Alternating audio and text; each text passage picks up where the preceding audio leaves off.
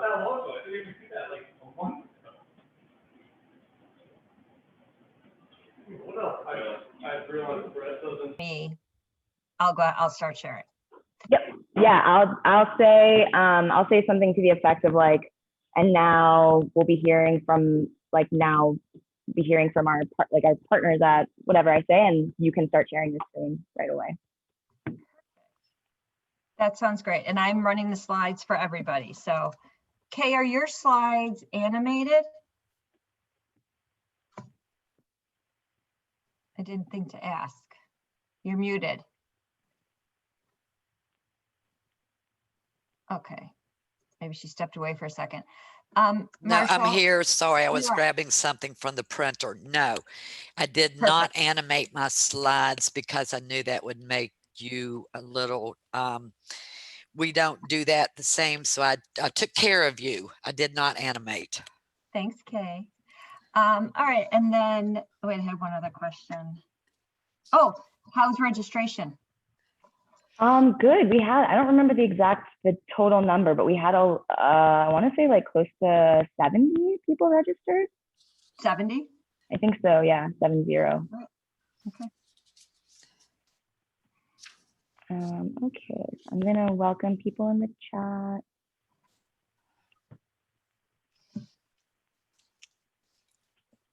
There's Faith. She's coming now. She's getting in.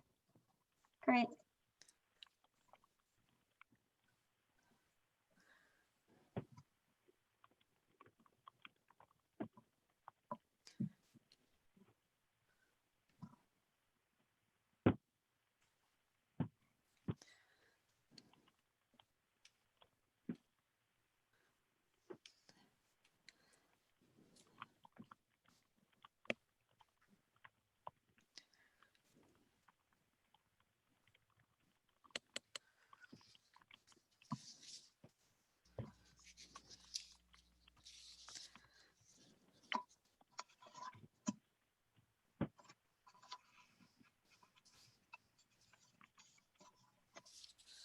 Oops, that was supposed to go to everyone, not you all.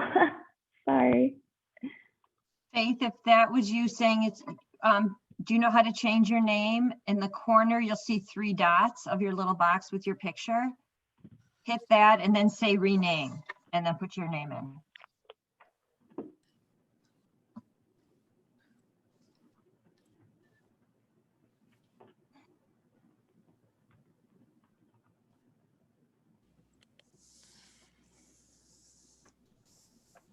There you are. Excellent. Thanks, Faith. Perfect.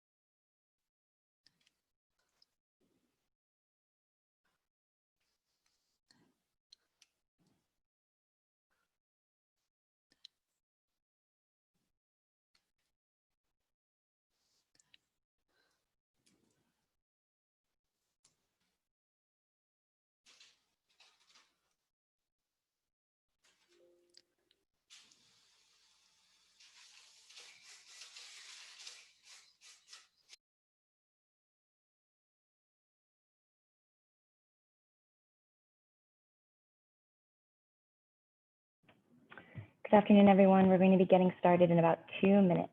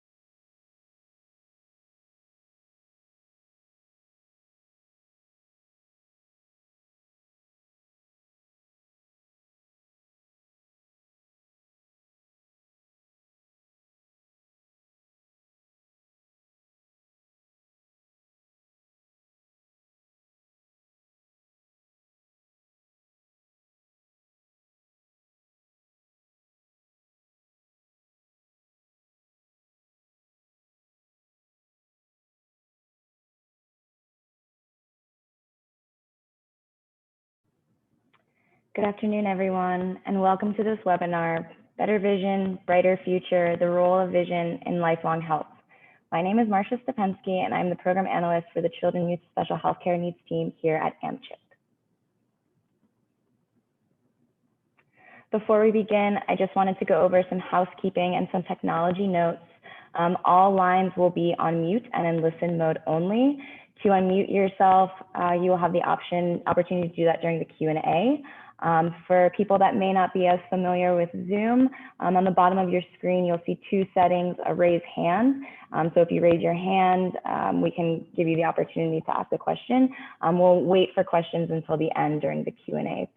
But during the Q&A, if you want to raise your hand, you can use that button. If you have questions for the presenters, you may also type it in the Q&A box.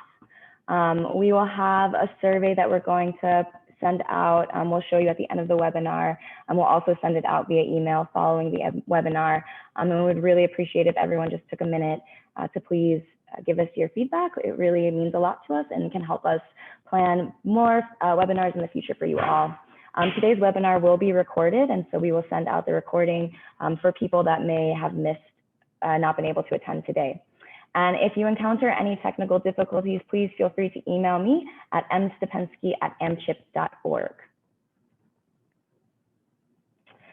So just having our agenda for today, we are very excited about today's national webinar, which is part of AMCHIP's ongoing work funded by the Maternal and Child Health Bureau to equip MCH programs and partners with effective strategies and proven practices for collaborating.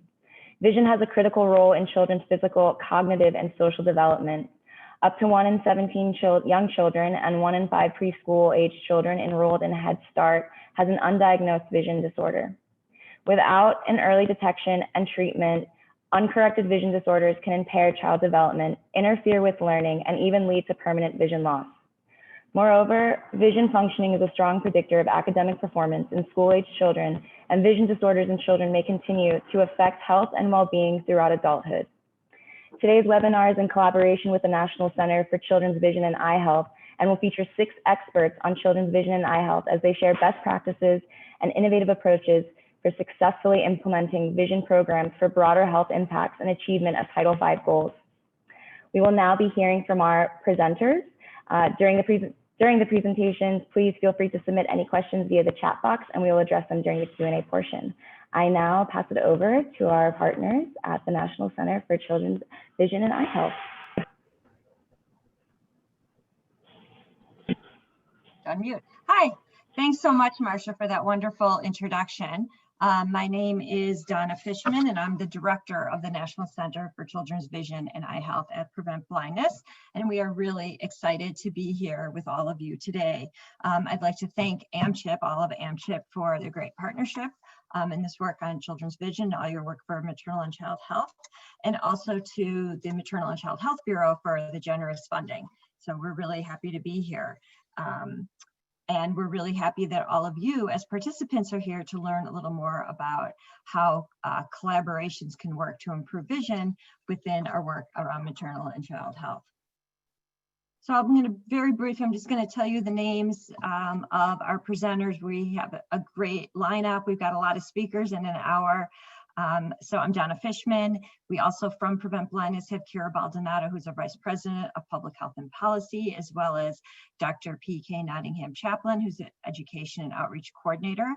Then we will be having a highlight on some of the work in Minnesota from the local level, from the local school district level to the city of Minneapolis and the state of Minnesota. We're going to start with the state and go down to local. So we have with us Faith Kidder, who is the child health consultant, the Minnesota Department of Health, the Maternal and Child Health section. Stephanie Graves, who's the coordinator of maternal and child health for the city of Minneapolis Department of Health.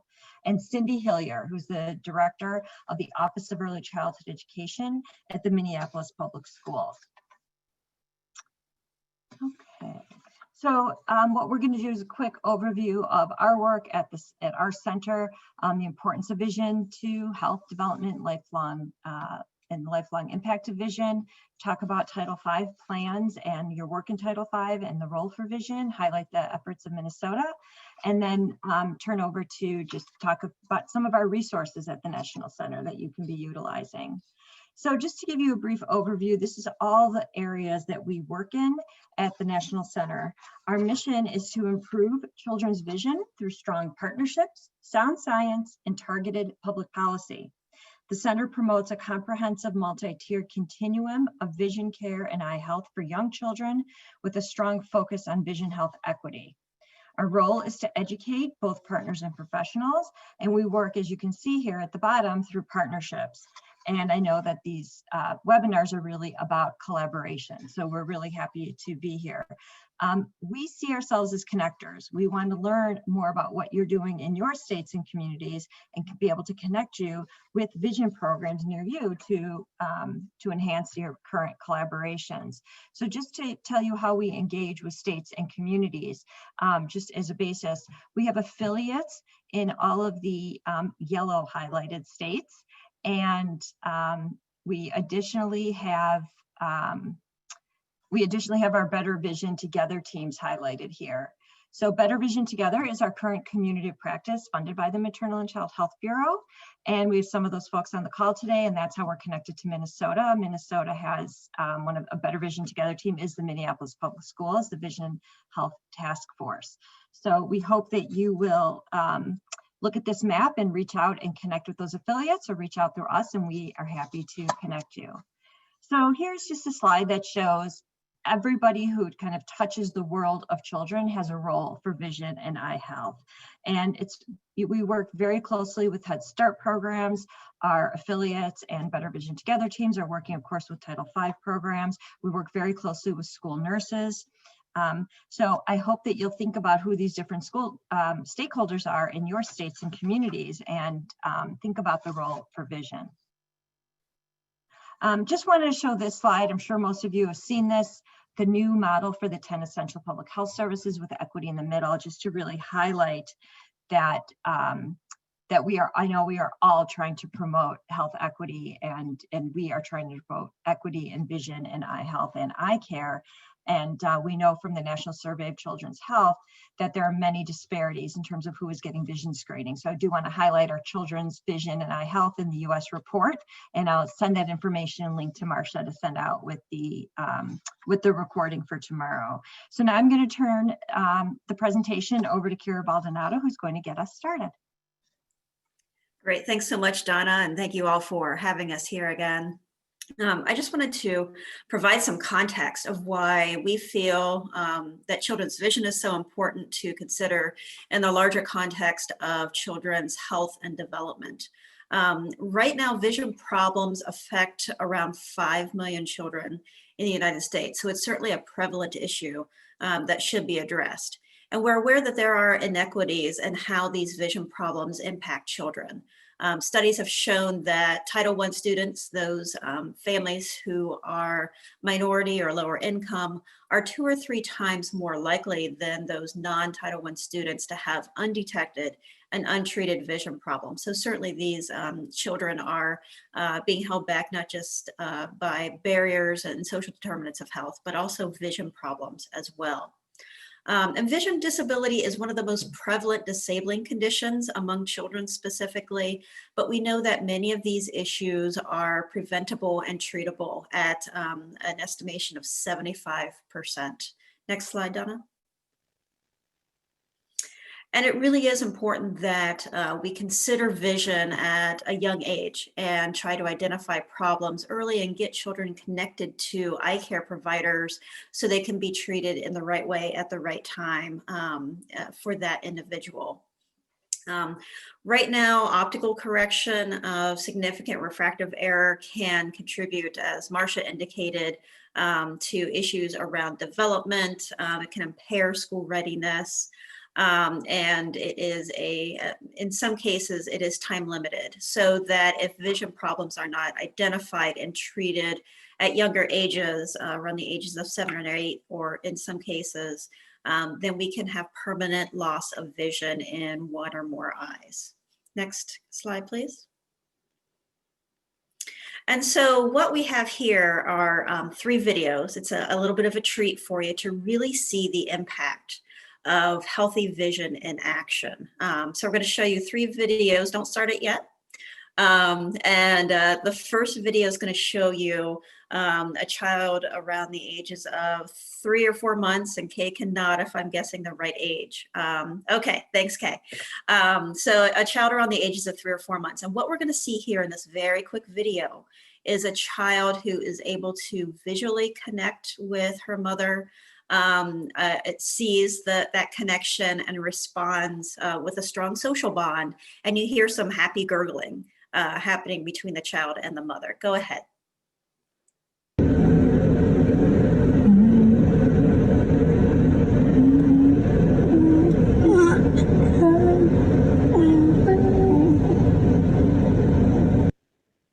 And that's what we want to see happen.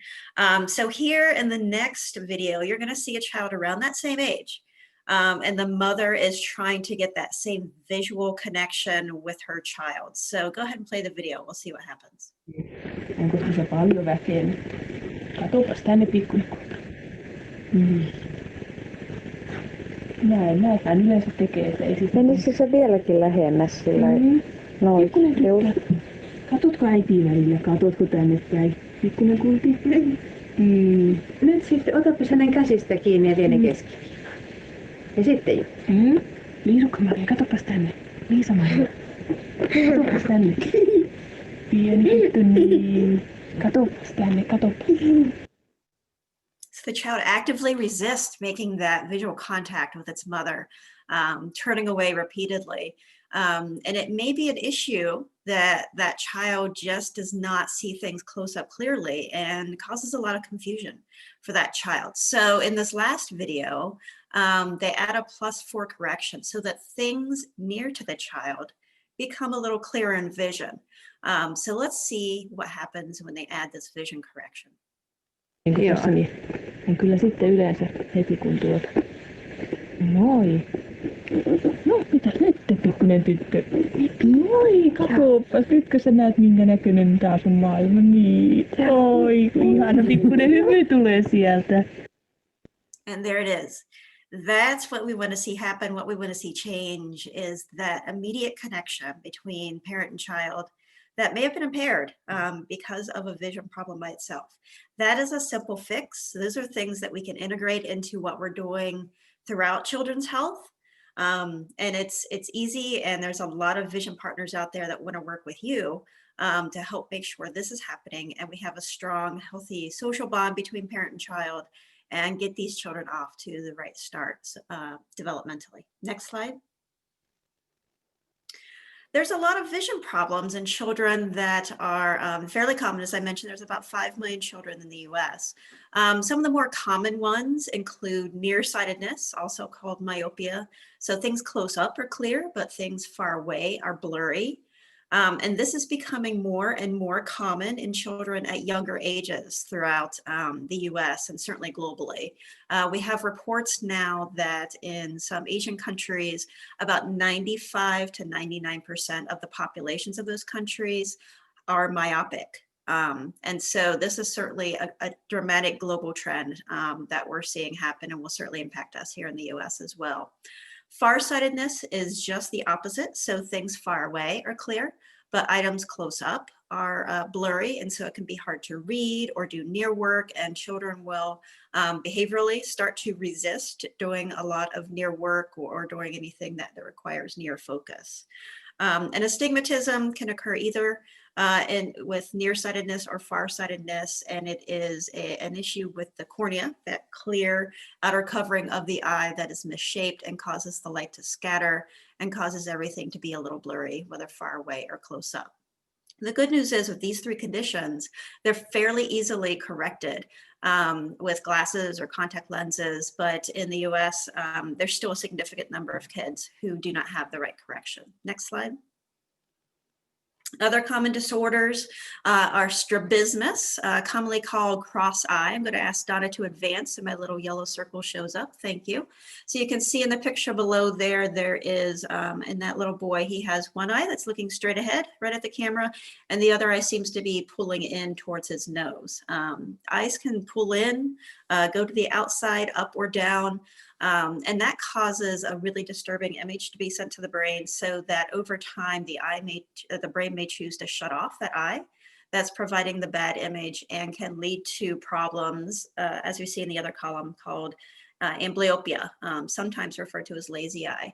And that's basically where the brain has to shut off an image from an eye who's not getting a proper acuity. And that may be because of strabismus, it may be because of an undetected cataract, a significant refractive error. So any of those issues can lead to the eye being turned off by the brain, basically. And that, if it not caught and treated by the age of 7 or 8 years, can lead to some permanent loss of vision. So it's really time sensitive that we're looking out for this issue, but it's highly treatable if found in time. And then right now we're all stuck on a lot of digital devices, especially for children as they are working on online schooling during this pandemic. And so there's a growing concern about what the impact of digital devices are, and how we in the public health professional setting can help children have proper vision health and development, even while we're forced to use more and more digital devices. So that is a growing concern as well. Next slide. So how is healthy vision helpful? As we've mentioned, certainly having healthy vision, as we saw in that first video, helps with the social emotional connection, parent-child bonding, and social outreach overall. I'm going to advance. There we go. Meeting developmental goals. A child with a vision problem may not be apt to be reaching, grasping, pinching, trying to explore their world as a child with normal development would be. So having a vision impairment can inhibit reaching developmental goals. Next. Academic success, certainly, as I mentioned, not being able to see close up can lead to resistance in a lot of reading development. Having problems seeing far away keeps a child from being able to see the board and what's written there. Next. Improved classroom behaviors. A lot of children who are referred for IEPs and for a special education may also have a vision problem that needs to be ameliorated before the other interventions. Next. Supports positive self-esteem and confidence. If you aren't seeing well, you're not likely to engage in your world, but if you're seeing well, you're more likely to reach out and engage with those around you. And finally, athletic ability. Certainly a vision impairment can lead to problems with depth perception and the ability to engage athletically. And next. So you are, of course, really critical to making sure that children have healthy vision. And so I hope that some of the resources and the guidance that we offer today will help you to do so. And with that, I'm going to turn it over to Dr. Nottingham. Okay. Thank you, Kira. Thanks, everybody, for joining us and for this opportunity to speak with you. So I just want to touch briefly on evidence-based resources and guidance for creating a comprehensive vision and eye health system. The National Center and the American Academy of Pediatrics, the American Association of Certified Orthoptists, the American Association for Pediatric Ophthalmology and Strabismus, and the American Academy of Ophthalmology all recommend LEA symbols and HOTV letters as optotypes for children ages 3 through 5 years, or until children know their letters in random order. And at that point, they switch to a chart of letters, which is not Snellen. Donna, next slide, please. So AAP, the groups I just mentioned, recommend Sloan letters when children know their letters in random order, and the image on the right is an example of a 9x14 chart. There are other Sloan letters charts. Next slide, please. So on our website, and the link is, it's on the National Center's website, and the link is at the bottom of this slide, but we have an entire web page dedicated to vision screening guidelines by age. and I just wanted to share some of the information on this page. So it sort of starts out with the 12 components of a strong vision health system of care.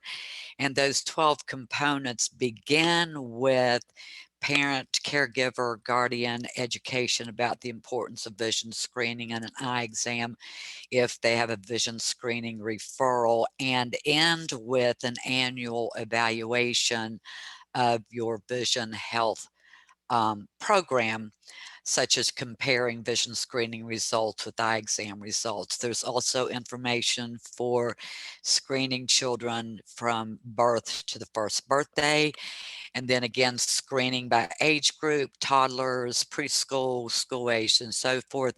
There's a section on optotype-based screening, which looks at eye charts, computer software, instrument-based screening, machine screening.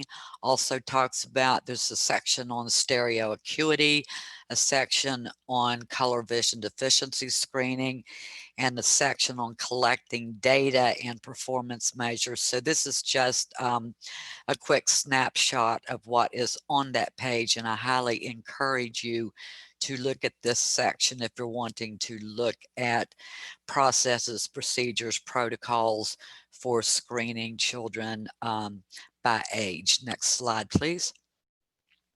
On that page, we also have a tool or a document showing evidence-based screening tool examples. And this slide just shows one sheet in that document. And this is pertaining to distance visual acuity for children ages 3, 4, 5, and 6 years. But it also includes recommended tools or recommended tool examples for all facets of screening. Next slide, please. Also on that page, we talk about best practices for children who should actually bypass vision screening and have an eye exam, and the link you see at the bottom. And these children are at higher risk for vision disorders, so it's good to go ahead and just get them in for an eye exam unless they've had one the last 12 months, but this page does describe the process around that. So we're looking at children with readily observable ocular abnormalities, and that's such as strabismus or crossed eyes that Kira was mentioning earlier. It can also get into other components, anisocoria, different abnormalities, neurodevelopmental disorders, systemic conditions that are also associated with ocular abnormalities. First, and this would include children on the autism spectrum. Also, first degree relatives with strabismus or amblyopia, a history of prematurity of less than 32 weeks completed, and in fact, just parents, guardians, caregivers who think their child may have a vision disorder and just have a concern, so they should have an eye exam. And I will now transition back to, I think, Kira, back to you. All right, thanks, Kay. So you've heard we've got a lot of great resources that we want to share with you to help reach the right kinds of populations of kiddos to find vision problems early. But maybe within the realm of Title V programs and maternal and child health programs, you haven't traditionally had vision-related organizations, professionals as a part of your committees. But it's really critical that we, Donna mentioned, we're connectors. So it's really critical today to encourage the vision folks to talk with you and for you to talk with the vision folks about how to integrate eye health into what you're doing. So some of those ways may include inviting vision advocates to participate in your needs assessment processes, committees, and work teams. And it would be a great way to start to integrate some interventions into what you're doing there. Looking for the expertise and knowledge of vision experts. As I mentioned, we have a lot of great resources that Donna will highlight later, but also finding out some of the expertise of those vision professionals directly into your work is priceless.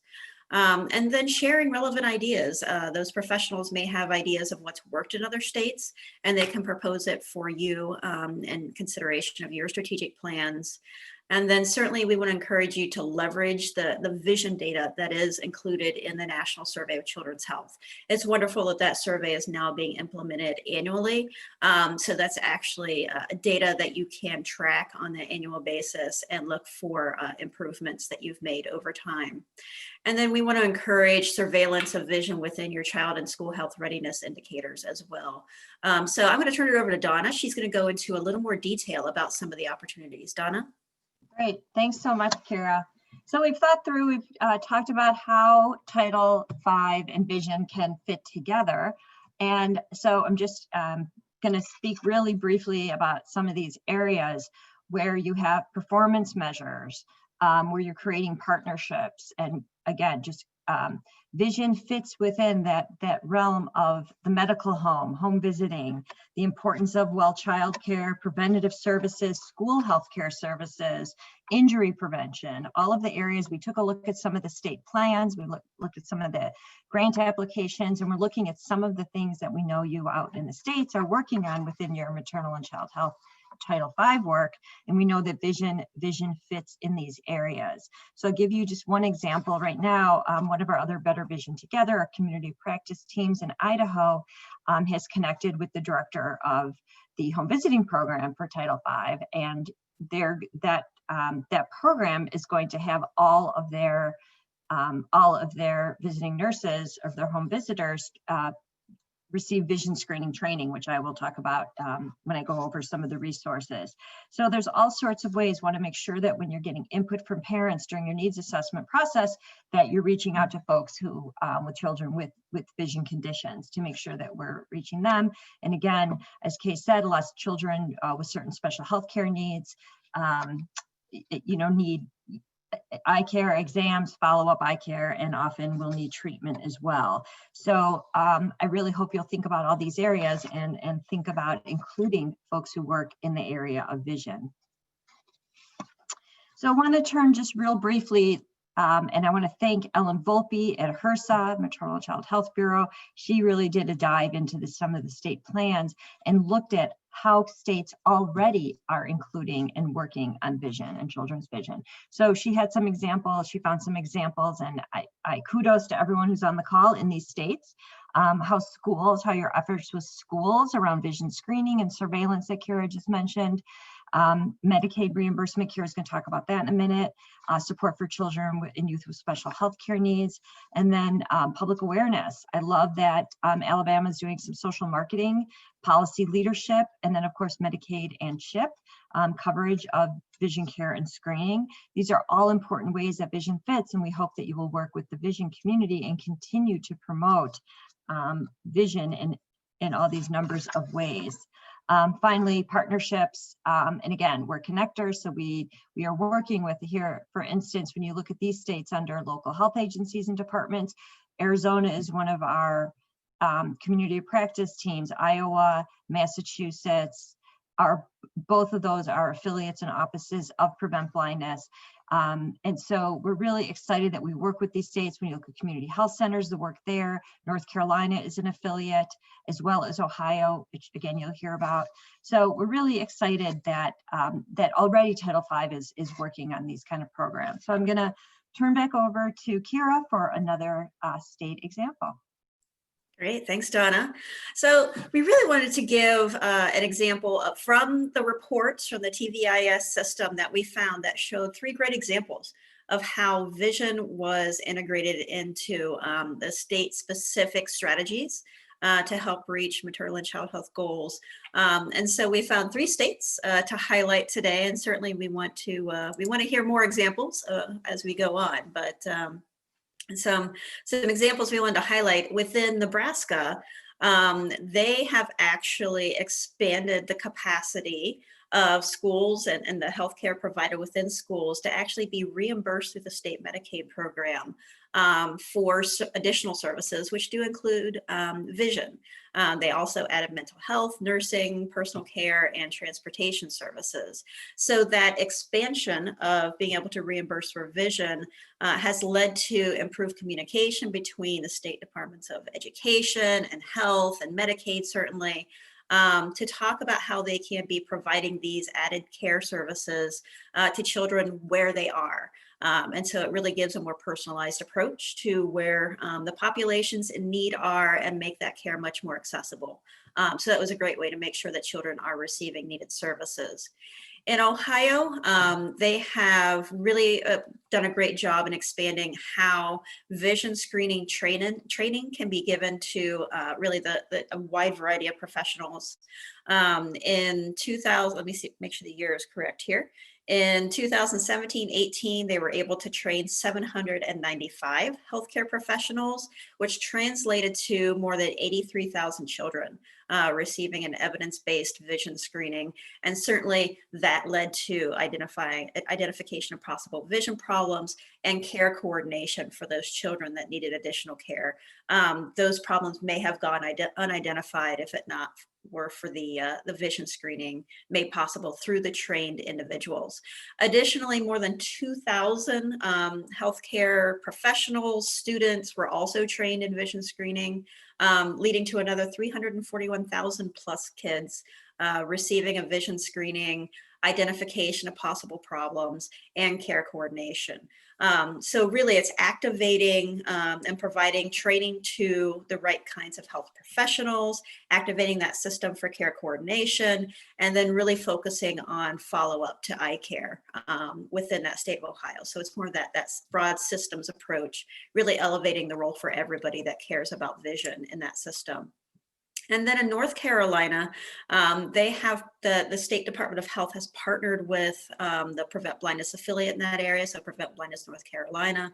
And so they're working with that health organization to provide training to more than 3,000 school nurses annually in that system to make sure that more than 500,000 children receive an evidence-based vision screening and are referred for care and get that care coordination. So everybody's working in their best way possible to train, to identify, to connect to care, and to make sure those children get what they need to have healthy vision for proper development and proper learning opportunities. And certainly there are other examples at the state level out there, and we're going to hear from our friends in Minnesota. So I will kick it off with Faith Kidder. So Faith. Thank you. So I'm going to talk about how vision screening fits with Title V priority needs in Minnesota. Every 5 years, the Minnesota Department of Health, MDH, conducts a comprehensive community-focused needs assessment to gather information on the health and well-being of mothers, women, infants, children, and youth, including children and youth with special health care needs and their families. This assessment and the findings help to provide direction on the Title V block grant activities for the next 5 years by identifying state maternal and child health MCH priority needs. MCH domains, including child health and youth with special health care needs, identify target populations and community partners. Work over the last 2 years in preparation for the next grant cycle have fostered authentic relationships and informed community discussions around their priority needs. This from the ground up model provides a framework where communities drive our work as opposed to strategies that are formed around static measures. This ensures a responsive model that can be continuously modified and is more able to meet community needs and address health inequities. Communities drive their own work and dovetail off collaboratively identified priorities. In Minnesota, the work around promoting effective early childhood vision screening, identification of children with vision concerns, and ensuring referral and care that results in children receiving appropriate support and interventions has evolved over a number of years. Support for communities Support for community-led work on childhood vision care at the state level stems from both Title V-driven performance measures, priorities, and strategies, and the Early Periodic Screening, Diagnosis, and Treatment, EPSDT, Medicaid-funded federal program, which ensures Medicaid-eligible children receive preventive health screenings and treatment. In Minnesota, this is known as child and teen checkups. For the new Title V grant cycle starting this month, I want to highlight some priorities identified by the process and describe how they relate to vision screening activities in Minnesota. Priority number 1 is comprehensive early childhood system. Its goal is ensuring Minnesota has inclusive systems that link young children and their families to all the support and services they need.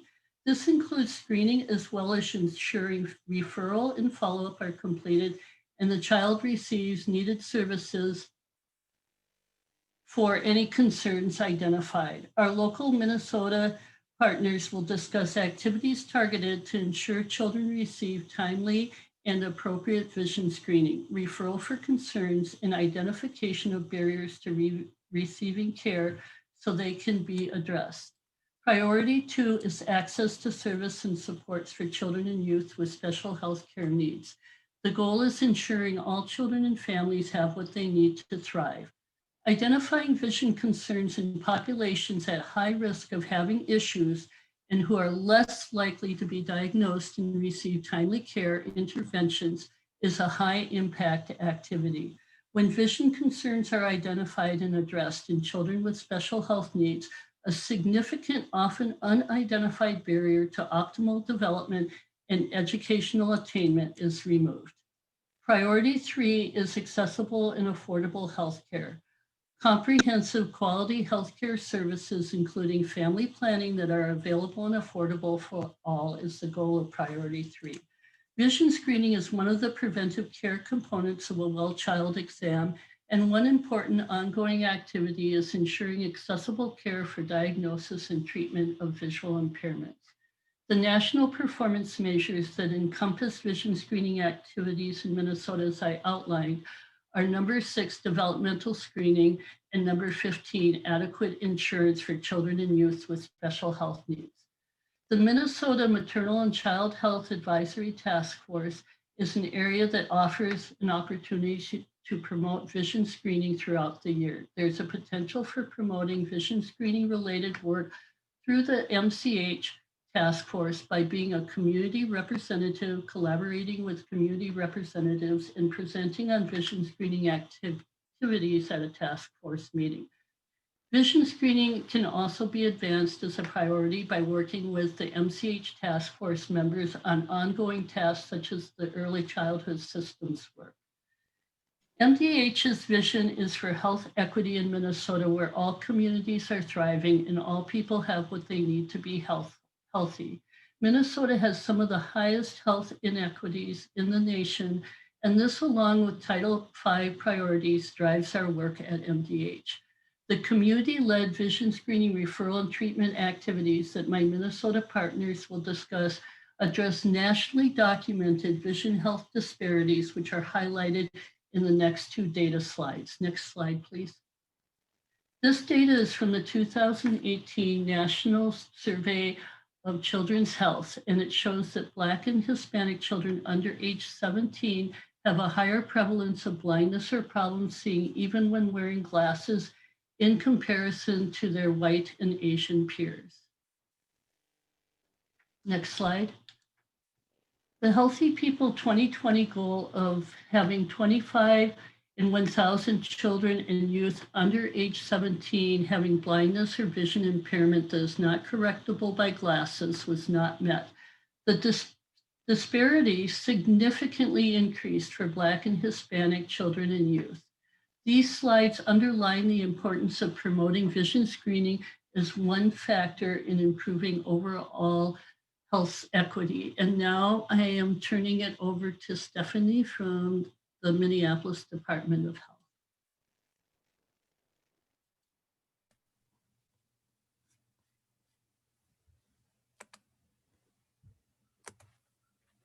Takes me a minute. Bonjour.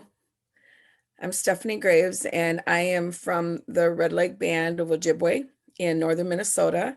And I am honored to be here with you all today. And I am also honored to be here on the land of my ancestors, the Anishinaabe, and also formerly the Midwakaton bands that were around in our area here in Minnesota and in Minneapolis area. So I work as the maternal child health coordinator for the Minneapolis Health Department and have been in collaboration with Minneapolis Public Schools on a number of projects over the years, including early childhood screening, and then now on the vision and trying to ensure that children are screened early and that we're catching, especially from communities of color and the indigenous populations, that we're seeing some of the struggles that our populations have in having access to either vision health or to actually getting screened. So I'm very excited that we're able to partner with this cohort on ensuring that we're trying to get kids involved, families, and having them screened and getting the help that they need. The next slide. So just to give you a little background, and the reason that I'm part of this discussion is, as you noticed from what Faith just showed you, some of the charts that she had, as an American Indian person myself, and having grandkids and raised my own children and having over 100 foster children come through our home, I have seen the need for healthcare access, including vision health for many of our kids, especially Native kids. And so I am really excited to be part of this. And as the maternal and child health coordinator at the Minneapolis Health Department, I have always advocated for us to partner with those out there that are looking at ways to provide services and access in an equitable manner, especially for the communities of color and the indigenous population. So some of the things that I will help work on, as you can see by the slide, that our families are supported, that our children are healthy and thriving, and that children and families are in a safe, stable, and affordable housing, that we have children that are nurtured in non-toxic environments, which includes not just environmental health, but also behavioral health, that father or male involvement is there for children, and that, we have low infant mortality rates for all our communities, not just the white population or, people that have income levels above a certain amount. And that we also have excellent high school achievement for communities of color, including the indigenous population. Next slide, please. So this is, some of the tools that we have said that it takes to have a healthy life. And I know for some of you, the print might be small. So if you can make it a little bit larger, I'm hoping that it can. This is there we go. Thank you. That, we work as, when we do our strategic planning and we look at internally, what is it we think that we need to work on? And these are the four, as of course, from a, indigenous kind of perspective, for us, everything's always in a circle. And we just look at all these components in our lifespan, and what do we want to see that we think would be for a healthy life. So I'm going to focus on, if you can see, especially for infants and toddlers, we have worked to increase early childhood screening. And that includes, the vision health, the eye health, to improve the numbers for children that are ready for school, and to improve the immunizations, and then lead-free homes. And our department has worked significantly on trying to improve these for families with infants and young children.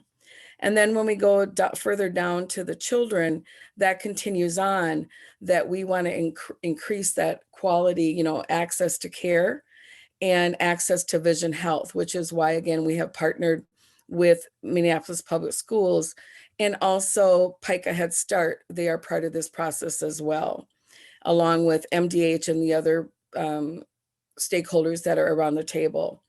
Also to increase, health healthcare and support children with special healthcare needs. Besides the vision, the eye health, we also provide funding for oral health care, as well as for the Somali community, specifically for families with children that are diagnosed with on the autism spectrum disorder. So we are trying to broaden how we get out there and make sure that there's equitable access and care for those that need it. And then access to mental and behavioral health is also an important part of our process and our current, let's see, I lost my train of thought there. Our current priorities, there we go. Thank you. All right, next slide, please.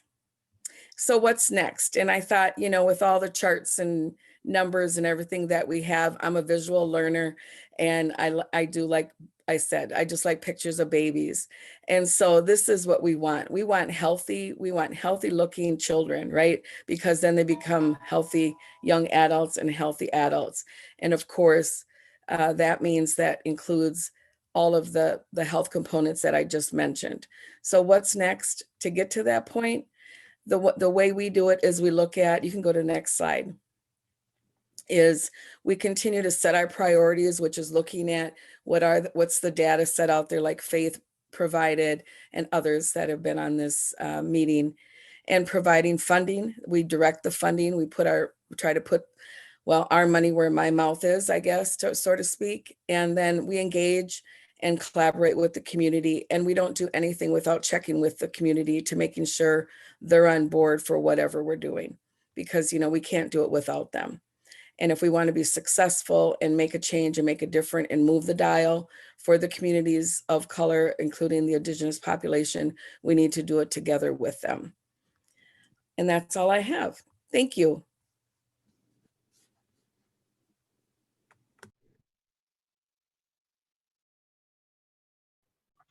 Thank you, Stephanie. I feel like I'm a little off center here.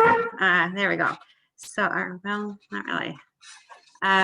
Okay, so thanks so much. It's great to be here with you all. Thanks to AmChip and to Prevent Blindness for inviting our team to talk about our Minnesota and our Minneapolis work. We appreciate the opportunity to talk with you all about the priorities that we've set and the momentum that we've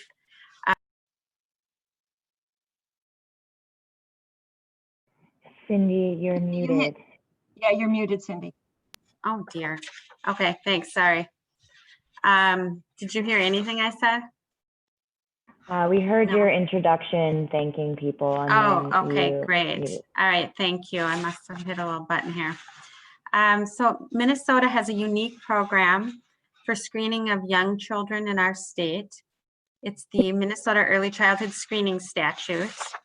And the program is universal. It's mandated for at least one touch point prior to kindergarten entrance in Minnesota. It provides an infrastructure touch point for looking at health screenings, vision, hearing screening. We review health history, also developmental screening in all domains, social emotional screening. Local school districts are required to have a program. All local public school districts, charter school districts have different requirements. And what you see here is a result of data that we have around children who are screened.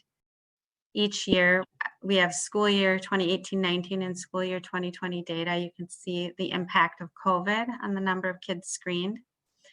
And we also collect data on referrals and problems confirmed, or was there a problem, was there not? So there is some additional data. It's the only surveillance data that we have that's universal in our state. We have some Medicaid billing data for screenings that happen in childcare.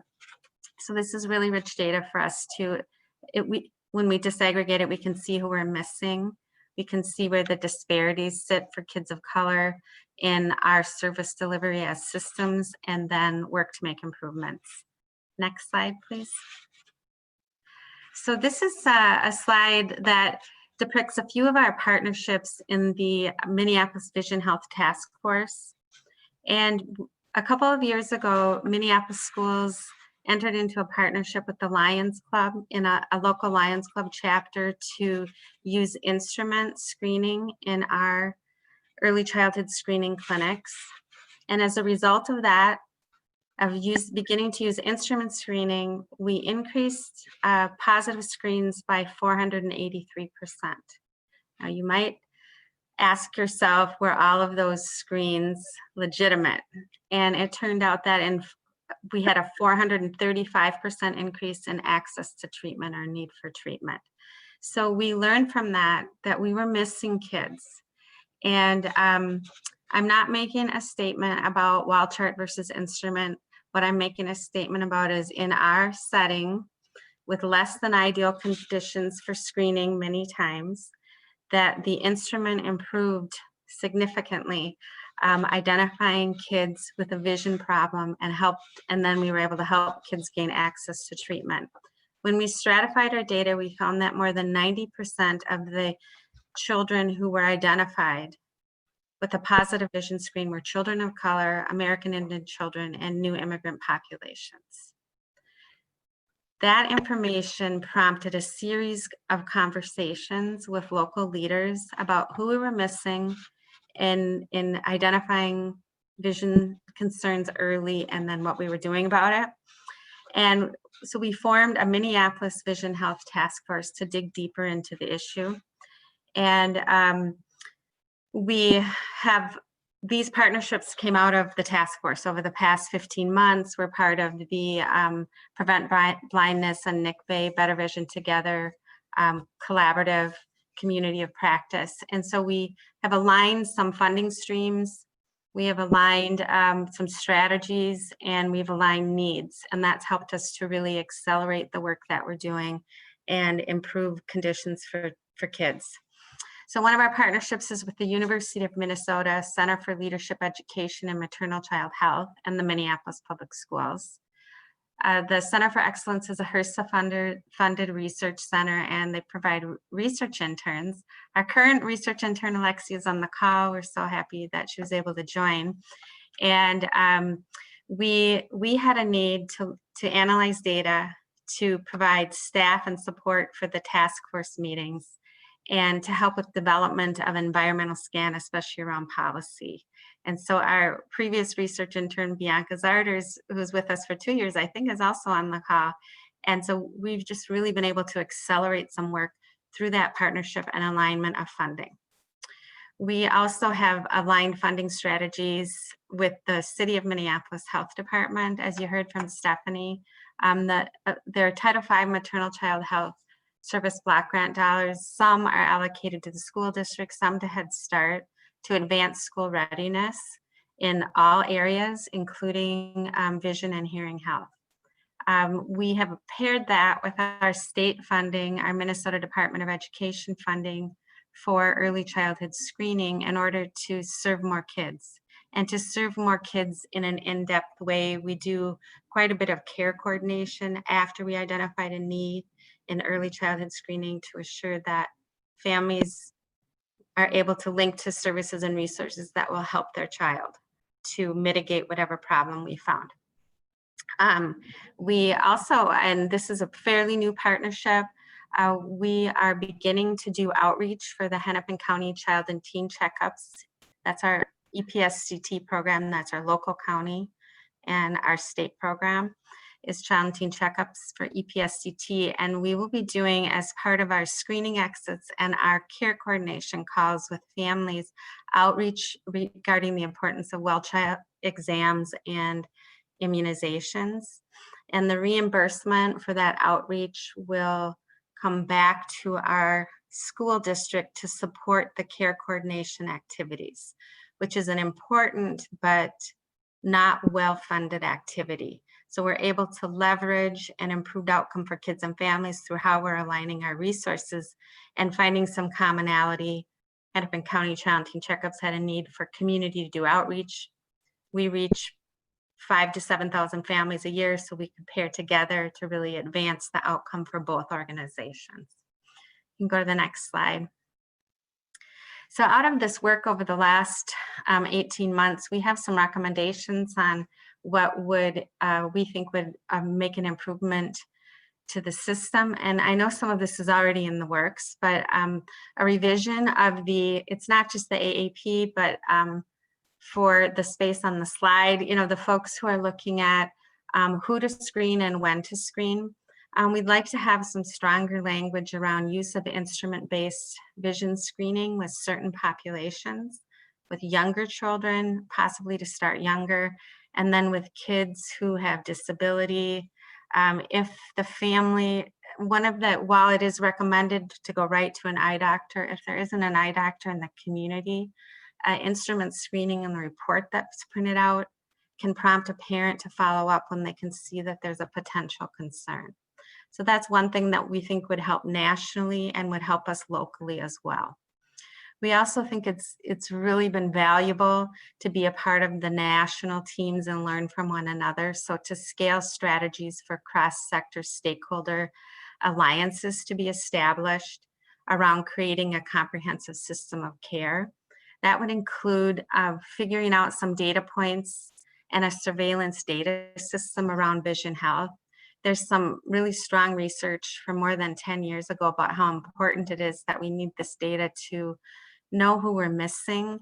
And children aren't the only people groups in the United States who are having permanent vision loss from preventable conditions. Our elderly population is in the same situation. And so there's a lot that we could do across the lifespan to advance vision health through a surveillance system for vision health. We also are interested in strategies that would help translate new technology into practice, especially into busy healthcare settings. And while at well child exams, often the vision screening is not completed because it's not an ideal space to complete the screening. We also think that anything that we come up with needs to, at a national level, needs to create paradigms that align rural needs with the urban needs. Lastly, as others have mentioned, prioritizing vision health strategies in Title V Maternal Child Health Block Grant and in DHS Medicaid EPSDT strategies. Thank you, and back to Donna. Well, I want to thank all of our speakers, and I think we all got some great information today. So I want to thank all of our speakers. I see that we only have a couple minutes. So what I'm going to do is zip through these resources, and I'm going to ask if Marcia, when she sends the recording out, could actually send the slides, because the slides for the most part have the web pages next to them. So I mentioned our vision screening certification. I know many of you work with very young kids through home visiting programs. I just want to tell you about our vision screening, our vision assessment for our birth through baby's first birthday. We have professional resources. We've also created those vision developmental milestones into a really easy parent handout. So, so all of these different resources are on our website. Again, looking at health equity, we have social media messages. We just launched a new parent and caregiver toolkit called Small Steps for Big Vision. And we have a webinar coming up on November 10th to walk through that. And the link is right there to register. Just shows you the kinds of resources, English and Spanish. The whole entire kit is bilingual. And the resources that are in the kit, and this is just an example of one of the resources you can download. Simple, again, most of them are 1 to 2 page handouts for parents that you can download from that kit. Some of you might have been on our town hall presentation back in September. We talked about our we wrote some considerations during COVID for vision screening and how to adapt your evidence-based vision screening program during the pandemic. So here's the site for that. We had a list of considerations, and then an FAQ document. And we will continue to look at, to continue to revise this as new guidance is coming out. Finally, I just wanted to show we have a new initiative, Vision Health Along the Lifespan. And so I know that many of you work with mothers and children, and so we have this fact sheet and some social media messages around women's health and vision along the lifespan. So I hope you'll also take a look at those resources. So I just want to end by saying thank you to everybody, and here's who you can contact with questions, and we can connect you to any of the other speakers. I know you'll get the recording. So I want to again thank AMCHIP for giving us this opportunity. I hope you've all learned a little bit more about vision and how the Title V programs can better integrate vision and work with community and state partners. So thanks so much, and back to you, Marsha.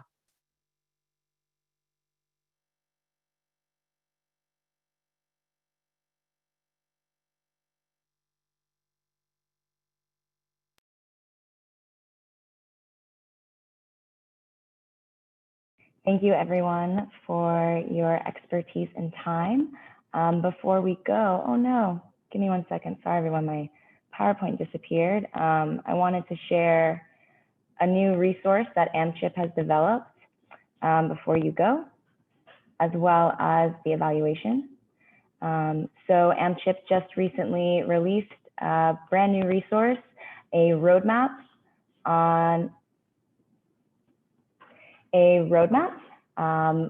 for collaboration among Title V, home visiting, and early childhood system programs. It is available online. There's a link at the bottom. We will be sending out the slides. We also will be sending out a recording of today's webinar as well. So again, thank you all for joining us, and thank you so much to our colleagues at the National Center for Children's Vision and Eye Health, as well as our partners in Minnesota. Thank you so much. We have a survey, and there should be a link in the chat that you can also access on SurveyMonkey. We would really, really appreciate it if everyone just took a moment to please give us some feedback. Thank you so much for your time. Have a great day, everyone.